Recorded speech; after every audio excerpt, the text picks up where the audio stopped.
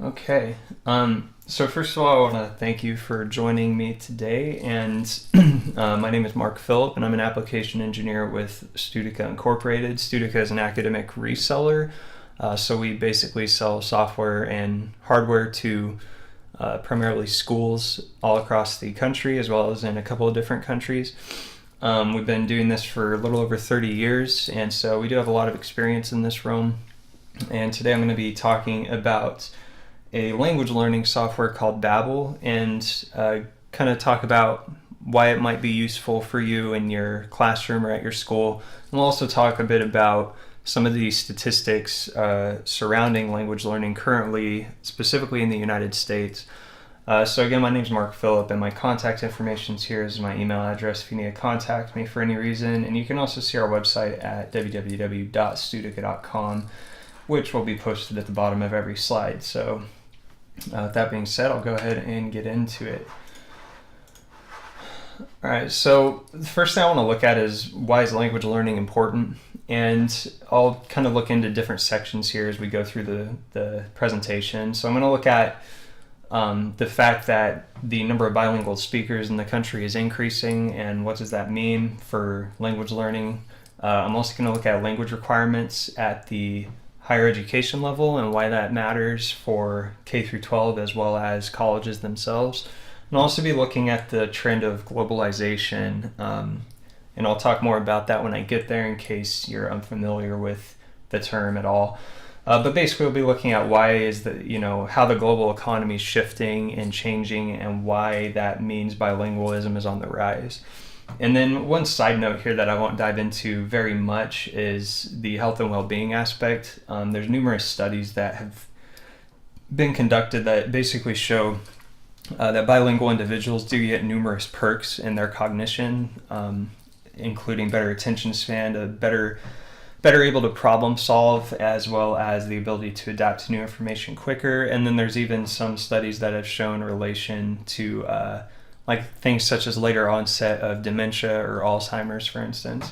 I won't dive into those too much, but there is a lot of really interesting information in this realm, and I do encourage you, if that interests you, to look at some of the articles and journals on the topic. So the first topic is about the increase of bilingual speakers in the United States. And what this graph is showing us from the Census Bureau, these projections were based on 2008 data. I've tried finding more recent data and I've had no luck. But this is still projecting into 2020, so it's still pretty relevant. And what this graph is showing us is the projection of the population who are 5 years and older who speak a language other than English at home. And these numbers are in the millions.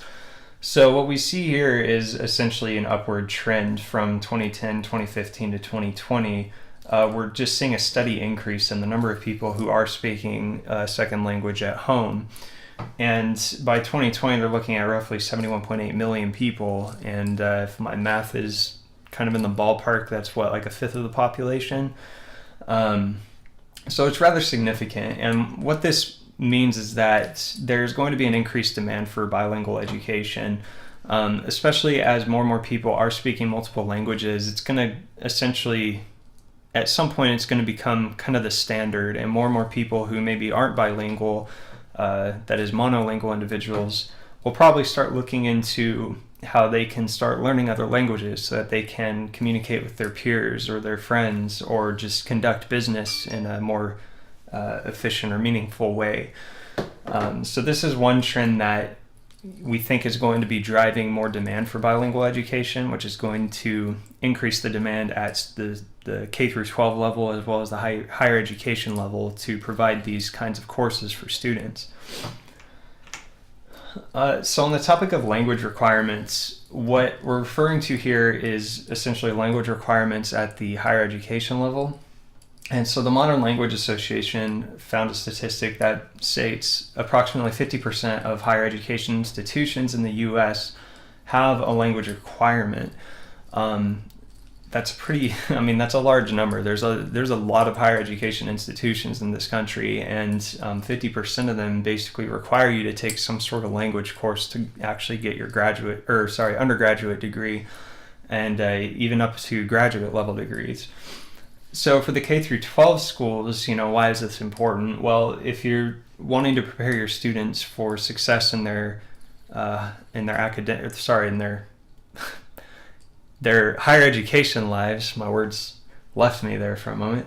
If you want to prepare them for their higher education careers, a great way to do that is by introducing them to bilingualism or to another language earlier on. And it's not just to get them to pass the requirement in college. In a lot of higher education institutions, there are a large number of foreign students who attend those campuses, and it's a great way for your students to be able to effectively communicate with these other students. Even though there is the common language of English often, it's also nice to be able to communicate with people in a language they're more familiar with as well. So it can help them both personally and professionally in their academic lives. And additionally, language software can basically help facilitate this necessity for K through 12 schools, as well as colleges, because the colleges themselves have to think of how can we provide this education to our students. And colleges are also highly concerned with the cost of delivering this content. And software is very cheap, and delivering that content can be very effective for the school. And that's the same for K-12. K-12 is on a limited budget, very limited budget oftentimes.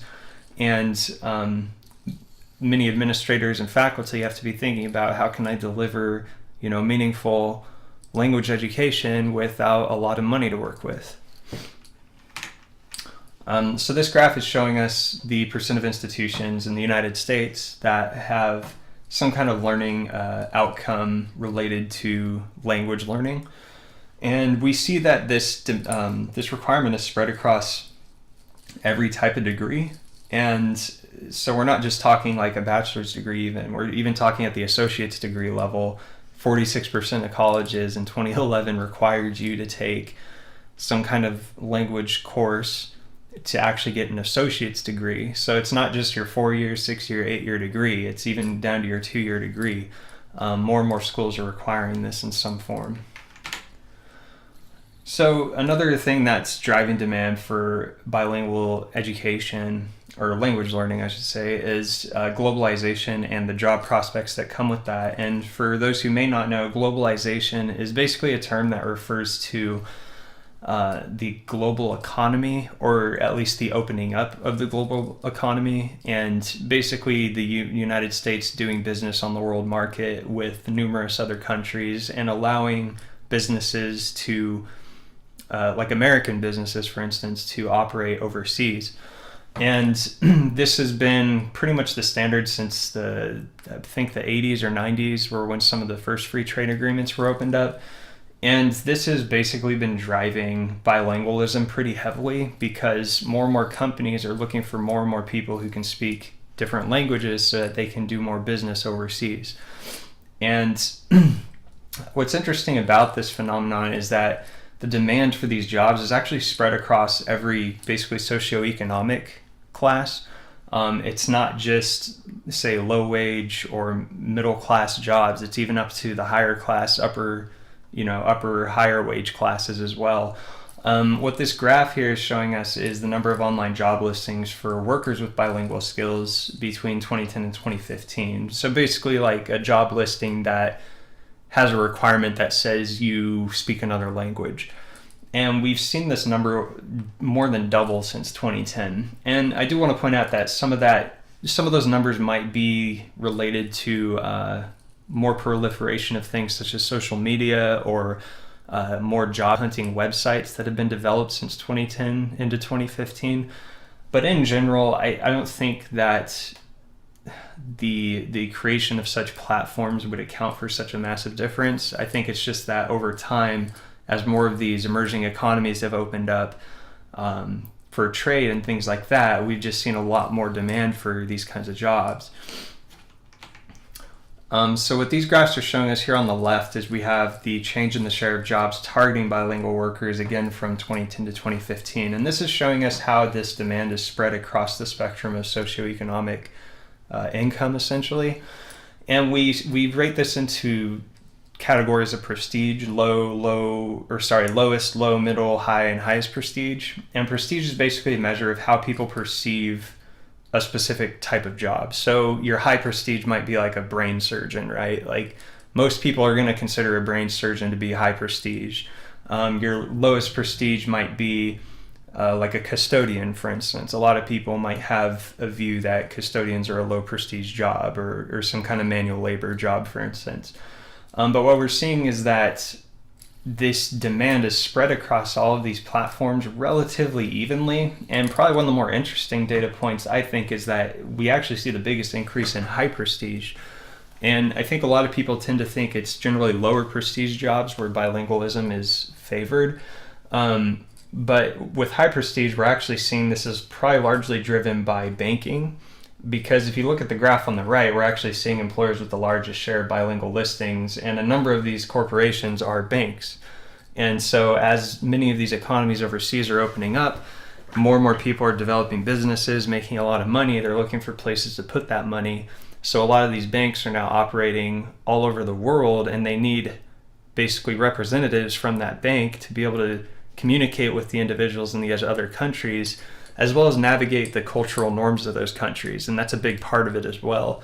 It's not just that you know the language, it's that you understand the culture as well, and that you can get along with the people that you're doing business with, and that they understand you and everything like that.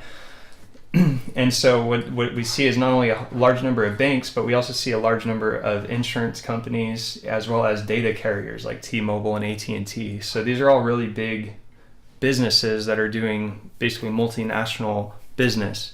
And these are largely the companies that are driving this demand for bilingual workers. So now we've kind of talked about what the future holds for bilingual education and individuals who have these skills. I want to kind of look at what some of the trends are in actually teaching a second language to students. And currently there's 3 big trends that many schools around the world are currently using: blended learning, language immersion, and distance learning. And we'll first look at language immersion. So with language immersion, the idea here is that you have your students, you go into a classroom, and in that class, the instructor is going to be teaching the course almost exclusively in the language that you're trying to learn. So it's sort of the idea of throw you in the deep end to teach you how to swim, except the instructor will still be there to provide assistance for you if you are struggling with something, right? So it's not that you can't communicate whatsoever. The idea is that if you surround the student with the language enough and basically force them to use it regularly in casual conversation with their classmates, or when they're reading a book, or when they're listening to music or watching a film, you do all of these things in the language that they're trying to learn, and they're going to better adapt to that language over time.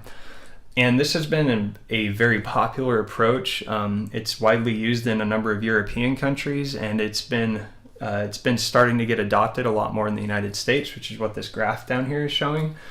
Basically, since 1971, we've seen the number of immersion programs in the country pretty much skyrocket. And another interesting point about language immersion is it has a large focus on what they call biculturalism. Biculturalism is essentially the idea that somebody from the majority culture in the country is learning a lot about the minority culture of the country, or about the culture of the people who speak the language that they're trying to learn. And by doing that, you help develop an appreciation for that culture. And that's become a very big deal within the education circle as well. And one thing that makes this approach, it's been pretty effective, is that there's not as much focus on memorization. And the focus is much more on actual conversation and discussion, because pretty much all the research indicates that the best way to learn a language is to speak the language. It's kind of like what people often say with mathematics: if you don't use it, you lose it, right? It's like I've taken 2 courses of calculus and I can barely remember most of it at this point because I don't use it regularly. But language is very similar. If you might know how to speak a lot of Spanish, but if you don't regularly use it, then you're going to lose your proficiency with it. And so with language immersion, the idea is that you're regularly using it around people to have normal conversations. and that's a big distinction. It's very important. Blended learning is a different approach that I wouldn't say it's necessarily an approach as much as a way of facilitating other approaches. With blended learning, it's kind of this hybrid approach where you may have your students meet in a physical classroom 2 to 3 times a week, and then the other 2 days of the week you have the instruction occur on the internet or through an online medium. So basically, it's like it says, it's a blended approach, right? You're using the physical presence as well as the online presence to basically help teach the students the language. And this is an approach that's been increasingly requested by both parents and students, largely because there's a highly favorable view of online coursework because of the flexibility it provides for scheduling, as well as the cost of it all. Especially at the collegiate level, online courses are helping to drive down the price of tuition, and it's also freeing up student time as well as faculty member time, where they don't have to go to an actual lecture hall and deliver a lecture all the time. But with blended learning, you still do get the face-to-face interaction. And what's interesting about this is that you could take an approach like immersion, like language immersion, and put that into a blended learning environment where your students, when they come to class 3 days of the week, they're doing it in a way that's immersive, right? They come to class and they're going to be speaking nothing but the second language. But then when they go home and they do their online lecturing, for instance, maybe you do something different there. And what these stats basically show, I'm not going to read them all, but essentially the upshot of these stats is that there's a really positive reaction among students to these programs. Most students are saying that they wish there were more programs like this, and that they actually learn better in these programs, and that they retain information better, and they're less likely to actually skip out on lectures and material because it's much more convenient for them to access. So then distance learning is the last approach, and there's a lot of similarities here to blended learning because blended learning combines distance learning within it. But when we talk about distance learning, we're talking about exclusively distance learning, right? Like the whole class is delivered online. And by 2019, I remember reading a stat, I think it was from Evergreen Education Group, the people who provide the stats below. They say that at least 50% of classes in college are expected to be delivered online by 2019. That's pretty massive, and at least in my experience, a lot of these courses do tend to be general education courses. And this is helping drive down the cost of tuition at many of these schools, which is quite a big goal for a lot of colleges right now, considering the whole student debt crisis. And this is also an important thing for K-12 because K-12 do not have big budgets, right? They're working with often state or federally mandated budgets that are restricted by politics and all sorts of other things. And so part of implementing meaningful education at K-12 is, how do you work with the budget you have and how do you maximize that to get the best experience you can for your students? And distance learning is one potential way to do that. However, on the other side, there has been a slower adoption in K-12 for distance learning, and my assumption is this is related to pretty much what I just described, the fact that K-12 public schools have to adhere to state and federal standards and regulations, and so the adoption's a little bit slower. Not that that's a bad thing or anything, but that's just how it is. But despite that, we do see a number of schools in K-12 starting to implement more online coursework. And in the private school sector, we're especially seeing this adoption quite quickly. But there are a number of schools now. Whenever I go to these trade shows for educators and things like that, I do have a lot of instructors talk to me about how they have Chromebook programs, right? Where they give their students a Chromebook to take home with them so they can do homework on it and stuff like that. And that helps facilitate the distance learning aspect as well. And so a little later I'll talk about how Babbel facilitates each of those. But for right now, I want to talk about what is Babbel, because that's kind of the thing that we offer at Studica that we're going to be talking about here. Essentially, Babbel is just a language learning platform. And it's a portable platform, so you can get it on your mobile device as well as your PC, your Mac, whatever computer system you have. It is heavily used in education, and what's interesting with Babbel is it focuses on real-life conversation skills not just definitions and memorization. So it's similar to the language immersion approach I talked about, where generally you learn better through just doing something and using it in a way that makes sense to you, or in a way that you see a benefit towards using it in that way. And real life conversation skills are often useful for that, because the student actually sees, oh, you know, I'm speaking to my friend in this language and I understand them, instead of memorizing some random phrase like the yellow dog sits on top of the blue table, right? A lot of language learning apps and things like that will go with that latter approach there, where they just throw, it almost seems like they're just throwing word spaghetti at you with the word, you know, with vocabulary words that you've been learning. And it's not really coherent, nor does it really make sense, which doesn't, it works against your learning at that point. Babbel doesn't do that. Babbel does focus on actual conversations, things that you might actually talk to somebody about if you were to visit that country or talk to somebody who knows that language. It leverages your native language to basically deliver this content to you. All that really means is that the interface and everything is going to be in your native language, so that you can actually navigate around and figure out what you're doing. But the lessons themselves are often, they'll give you the secondary language, and when it comes to like visual definitions and things like that, it will show you the English definition as well as the not the English, but your native language definition, as well as the second language definition. And it focuses on all your skill sets. This is listening, speaking, reading, and writing. So we'll see that when I do a quick demonstration. And there's 8,500 hours of content in 14 different languages. So there's a lot of stuff here, basically, is what that means. So I'll show you real quick the website. So I'm logged into my account right now on my Babbel homepage, and before I really jump into it, I do want to point out that I'm running this, I have a Windows machine, I'm running this through the Chrome browser. And what's interesting with Babbel is it's not a software that you like install on your computer. And what's nice about this is it makes it portable, because all you really need is an internet connection and the access to a website. You know, as long as you can get to this website, you can use it. And so that means you can use your Android phone, your iPhone, your tablet, your Chromebook, your Linux computer, your Mac computer, your Windows machine.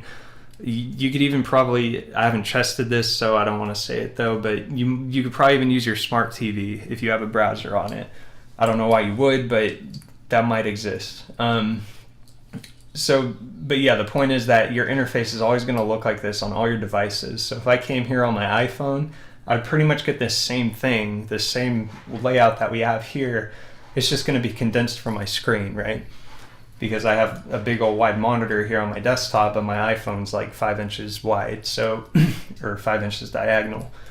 So on my page here, I can basically keep track of where I've been, see what courses I've done, and it keeps track of like my score, which is kind of a personal thing. See how well you're doing, see how far you've gotten, and I can look at my courses. And so I'm in the Spanish section right now, so that's what I'm basically signed up for. And within Spanish, I have a number of options. I can look at new content, I can look at the beginners courses, or I can look at courses that emphasize grammar. I can look at intermediate courses, courses that focus on phonetics and listening. And I can look at courses that focus more on the cultural aspect of the language. So say history of the country or traditions within that country. I can look at courses that are special or kind of don't fall into any of these other categories. So for instance, they say idioms or practice numbers. I can also look at courses that focus on words and sentences. So because I'm very bad at Spanish, I'm going to click on the beginner's course. And within here, I have a number of courses, it looks like 6. And I can look at beginner's course 1, which is going to basically give me like 20 plus lessons that are all related to introductory level Spanish. And so I can start on this, and I've already gone through this, but we'll do it again. And I can ask me if I want to do speech recognition or not. So you do have the option of not using it if you, for whatever reason, don't have a mic on your computer or whatever. But generally, if you want to focus on pronunciation, it is a good idea to enable the speech settings. I'll go ahead and do that.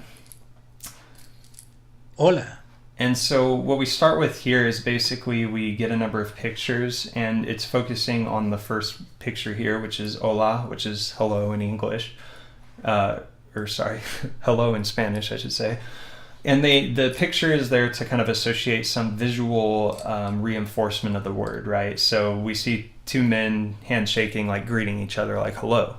And so that just helps our brains try to reinforce this memory here. And we also hear a speaker say hola, so that we understand the pronunciation, we hear the word, we know what to listen for when we're actually having that dialogue. And that word is being spoken by a native speaker. So all of the languages in Babbel, when they have somebody speaking a word or a sentence, it is being spoken by somebody who that is their native language. So they do have the proper accent and pronunciation. And the idea is that you, as the learner, are trying to mimic that accent as well as you can. So the mic is listening to me right now, and I've been speaking, so it's telling me I'm wrong. But it's going to be listening for me to say hola, so I'm going to do that. Hola. Sí. Sí. Gracias. Gracias. Ciao. Ciao.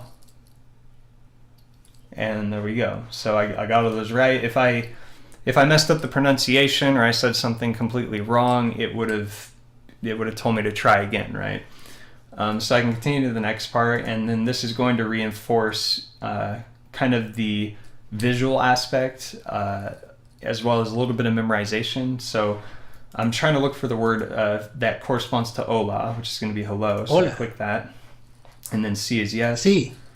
Gracias is thank you, and ciao is bye. Ciao. And every time I click it, you get the phonetic reinforcement again. You get the speaker saying the word again, so that keeps getting kind of hammered into your head. So this is focused on the writing aspect. So now we look at how do I write hello? Well, that's going to be hola. So and it will look like this on your phone too for easy touch input. So you can click HOLA. I can also type it on my keyboard.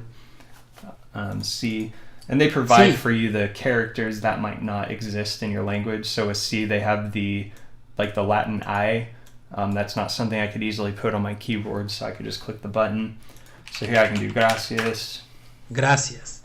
And then ciao. Ciao. And continue. And then they have this section, which I like, but I don't want to run into it too long because it is a bit long. But this is like a dialogue section. So it's almost like you're having a text message conversation with somebody. And so it's my turn. It says, how do I say hello? I put hola.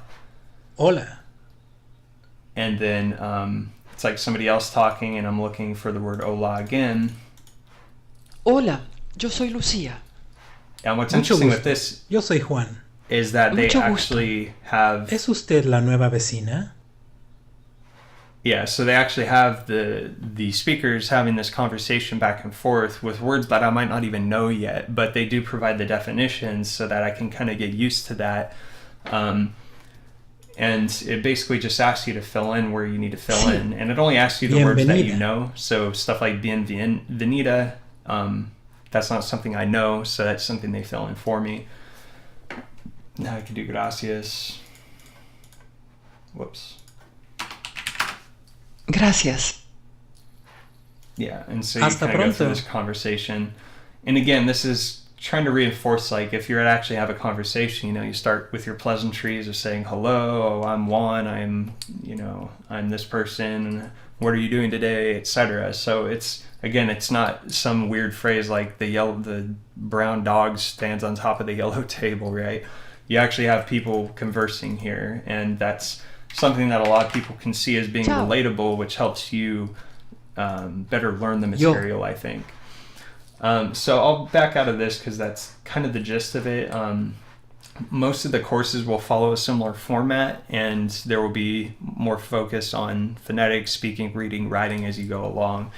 Additionally, you can review kind of where you've been by looking at the vocabulary tab. And as you go through lessons, these will all get filled in.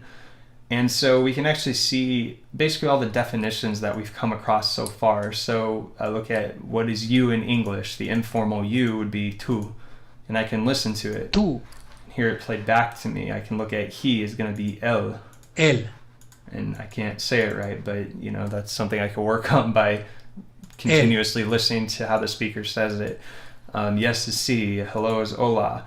And I can actually review these words, and I can choose a couple different ways to do it. I can review them using writing or flashcards or speaking. So if I reviewed with, say, flashcards, for instance, this kind of focuses more on memorization, where I could say, hello is going to be hola, right? So I can click this. Okay, well, I got it right. I knew it was hola. Yes is going to be si. Sí. Thank you is going to be gracias. Gracias. And bye is going to be ciao. Ciao. Ciao. I is yo. Yo. You is tú. And he is Él. She is ella. Ella. Yeah. And so you can kind of just review all your words in ways like that. You can also do writing, so you can reinforce your written understanding of the language, and you can also do the speech, so you can reinforce the phonetic and the listening aspect as well. So that's about all I'm going to show for now. I don't want to go too much farther into it and spend too much time here, but that's kind of the gist of how the program works and kind of what it looks like.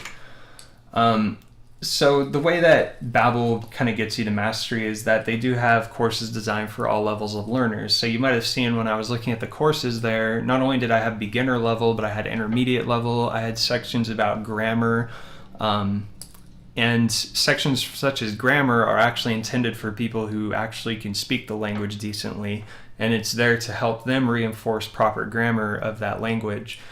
So language competency is tested at the beginning.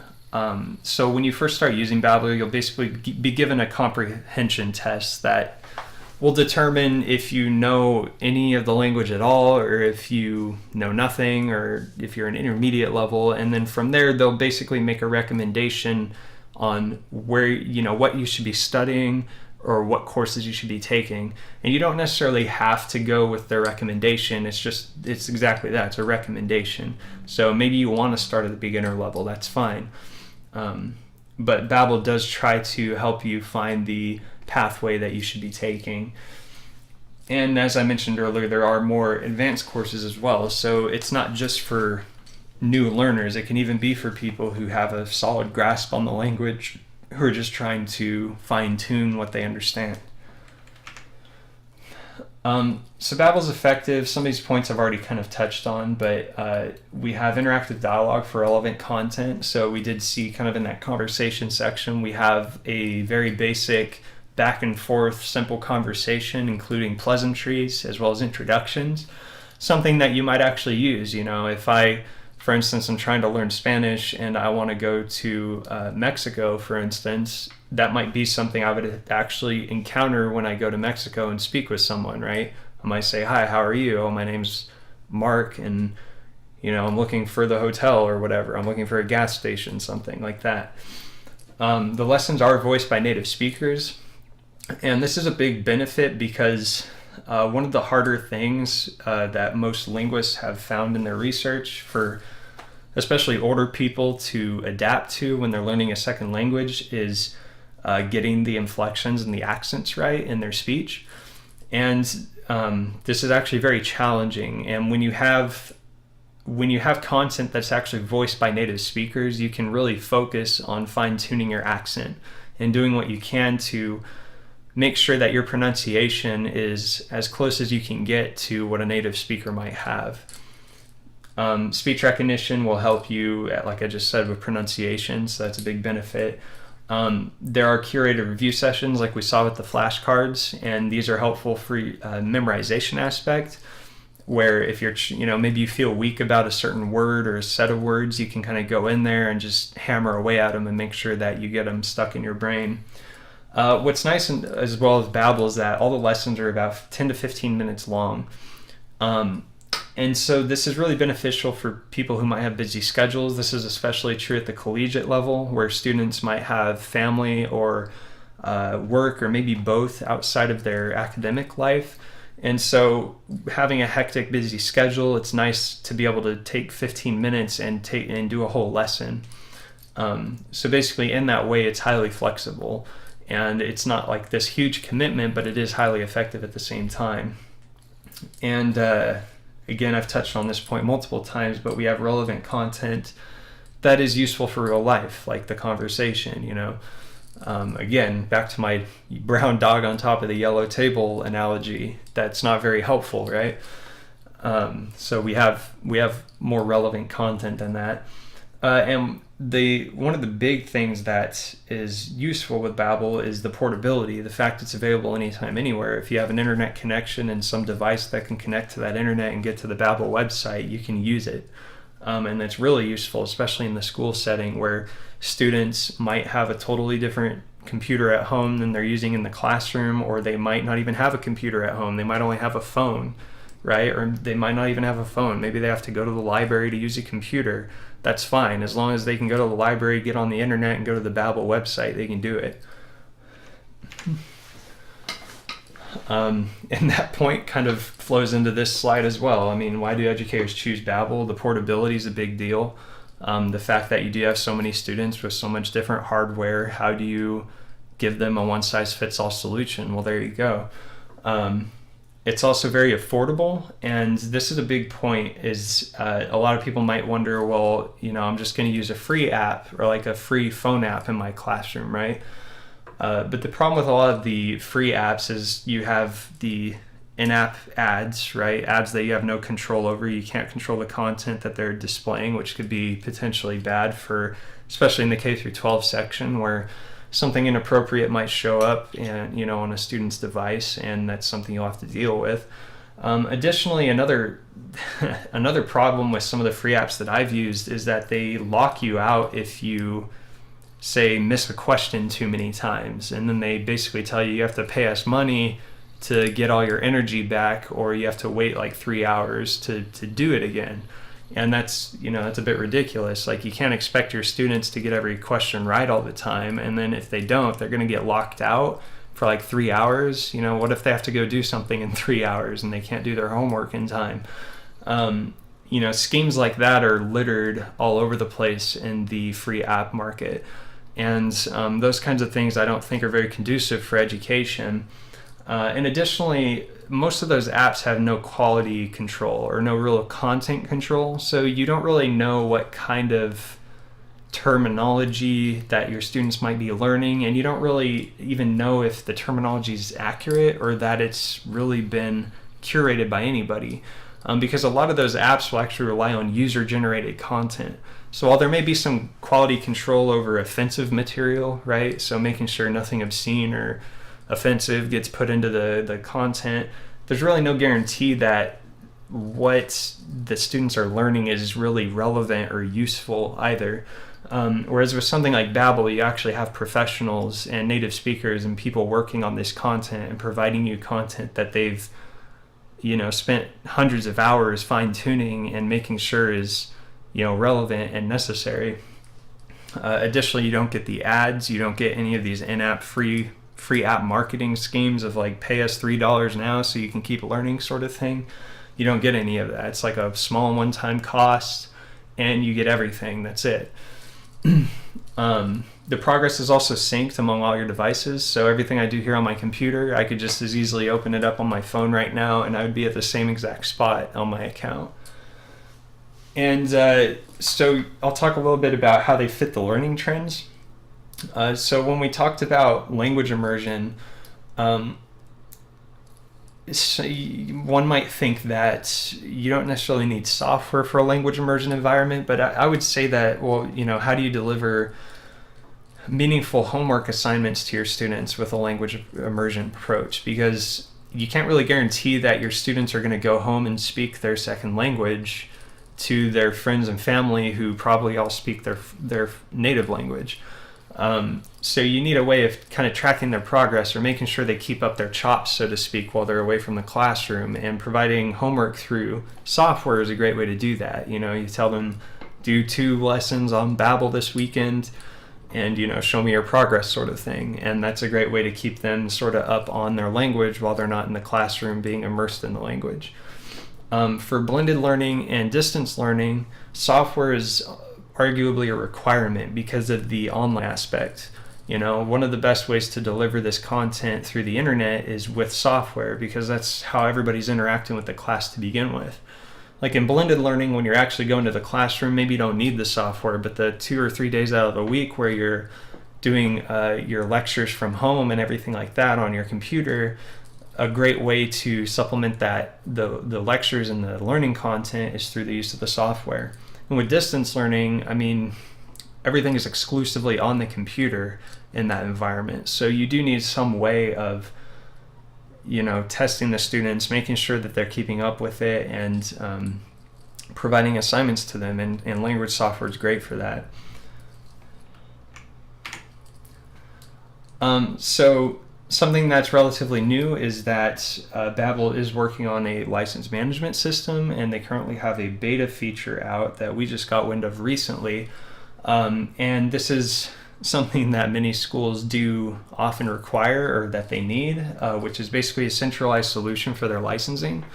So you can actually say, purchase a number of seats and use a centralized licensing system to distribute license codes to your students, and your administrators will be able to keep track of this. Well, sorry, not license codes, you distribute invitations. So you basically put in like a student's email address, they'll get an invitation to learn a language, they click the link, and then they'll have access. And then that will all be reflected in the centralized management license system, and your administrators can keep track of, who has what and things like that.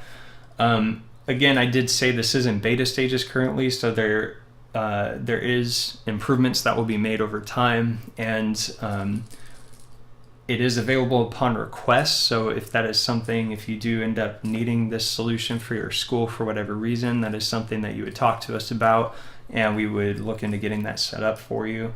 And again, since it is beta, there are new features that are still being implemented and improvements that are being developed. So they do, in the future, as far as I'm aware, they do plan on having a way of tracking more than just the licensing, as well as just making the user interface all around more friendly and easier to access. But I don't want to make too many speculations here because I don't work directly for Babbel, so I don't quite know what they have in the works, but this is basically what we know currently at the moment. So with that being said, I do want to point out that we do have this opportunity to get a free personal copy of Babbel, so you can try it out. So for those of you on the webinar, you can actually email our marketing@studica.com email address right here. And if you put Bab free, all caps, as your subject line, our marketing personnel, which would probably be Christy in this case, will basically get back to you about how you get your free 6-month personal license. So this is a totally full featured license that you get for 6 months, no cost. Basically just to get you to try use the program and see if it works for you, see if you like it, and see if it's something you might want to implement. So this is a really interesting, there's a really good opportunity. There's really no reason not to take it, in my opinion. So all it takes is just open up your email, send an email to marketing@studica.com. Bab free is your subject line, and Christy will get back to you about that. So I'll leave this open for a second just so you can get that information if you need it.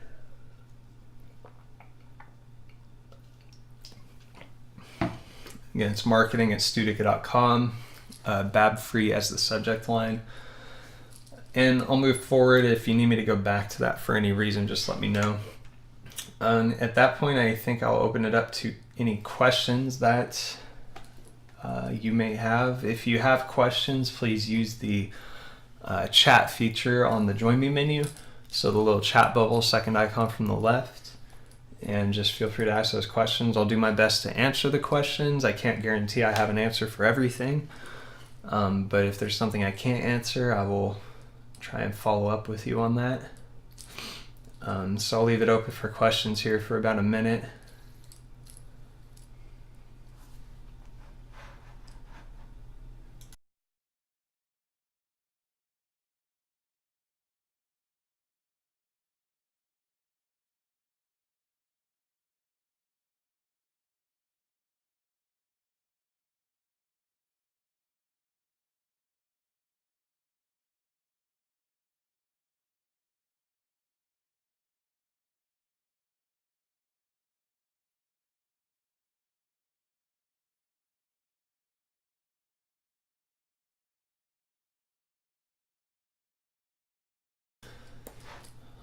All right. Well, I'm not getting any questions. So I'll go ahead and kind of hit this last slide and close it out here. We view our offerings for Babbel at studica.com/Babbel-for-education, or you could just as easily go to Google and type in Studica Babbel, and you should see all our offerings. If you do have questions after the fact, I would recommend emailing sales@studica.com. Our sales reps know a lot about this, probably more than I do actually. So if you do have questions, they'd be more than willing to help you answer those questions. We also do have an 800 phone number, 888-561-7521. That is available Monday through Friday from 9 a.m. to 5 p.m. Eastern Standard Time.